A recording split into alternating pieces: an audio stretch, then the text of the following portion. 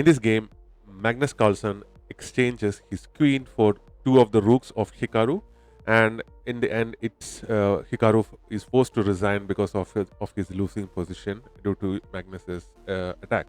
So this is the Nimzo Larsen attack that is being played, and after e3, bishop comes to g7, fianchetting this bishop and also castling on the king side. Magnus is playing with the black pieces here, and Hikaru is playing with the white pieces here. So knight to f3 is played, and Magnus then castles on the king side, and the pawn push to d4 is played, allowing that light square bishop to develop, and also activating the queen a little bit more.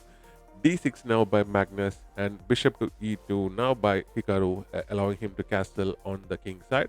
Knight to d7 and c4 by Hikaru, pushing his pawns on the center and on the queen side. So Magnus plays e5, and after that the pawn is captured back, but a better move would have been to castle here.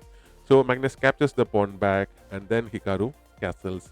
e4 now, attacking that knight, and the knight goes back to d2, attacking that pawn back, and the rook comes to e8 into this like semi-open file on e file, and the queen now comes to c2, attacking that pawn, and the pawn is now pushed to c6, and c5 is played by Hikaru. Actually, the better move was to activate your last remaining piece, bring your knight over here to c6 was the best move over here. So the queen now comes to e7, creating a battery on the e file of the queen and the rook, and also attacking this pawn, which is currently only defended by the queen over here. So the pawn is again pushed by Hikaru. By b4 is pushed, creating this pawn structure into Magnus's camp, and Magnus didn't want that pawn structure to develop, so he pushed a5, and Hikaru plays a3, trying to compensate for the exchange of the pawns. Knight goes to e5 now, and the bishop captures this knight. A better move was to develop your knight to c6, then the queen captures it, creating an attack on the rook over here. So Hikaru just plays his knight to c4, allowing the capture of that rook. So the rook is captured, and even for Magnus, Magnus was, I think, up by 2 points or something. A better move was to bring his queen to g5 and continue with his attack. Then you can bring your bishop, you're threatening to bring your bishop and threatening checkmate. A lot of possibilities there, but Magnus went for the capture of the rook, which then Hikaru responds with knight to c3 only now.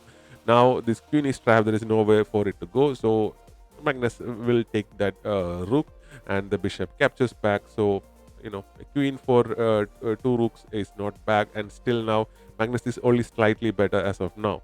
So after this, Magnus goes for the capture of the pawns, and we have like a symmetric pawn structure on the both sides of the board right now.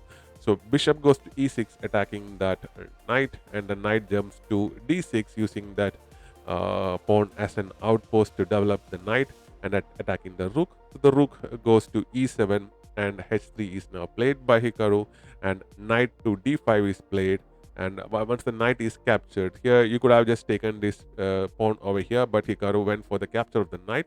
So bishop captures back, and after which bishop comes to c4, attacking the bishop, and bishop to e5 is played by Magnus now. So now the pawn is pushed to g3 by Magnus, and by Hikaru, sorry, and the rook comes to d8. So if you capture this knight here, the pawn will capture back, and you will win this pawn.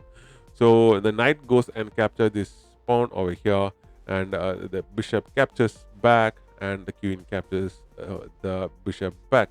So here the queen is not under any immediate threat, because you cannot move this bishop because the rook will be hanging. So, and you cannot push this pawn because this pawn is basically pinned by this light square bishop.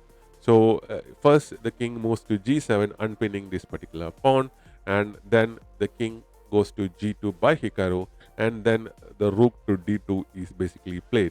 So g4 now by Hikaru. A better move was to bring your bishop over here to b3, but that was not played, and now this allows Magnus to unfreeze that particular bishop to f6, attacking the queen, and the queen goes to f3. Actually, as of earlier position, Hikaru resigned the game because he knew what's going to happen, because after the next move, bishop will go to h4, attack this pawn over here, and after that the bishop will try to block that attack, and the rook will come up to e6, and not displacing that bishop. So Magnus will win one more pawn, and after that the rook will come up to e5, and the following moves will happen, and basically the bishop is attacked twice, so it went back, and now it's pinned, and the queen will go here, and basically this bishop is gone now. So basically, so you'll be in an end game, and Magnus is already winning by 5 points or something, and in their games, that's more than enough margin for a victory. So I hope you like this game. We'll be back with more such videos.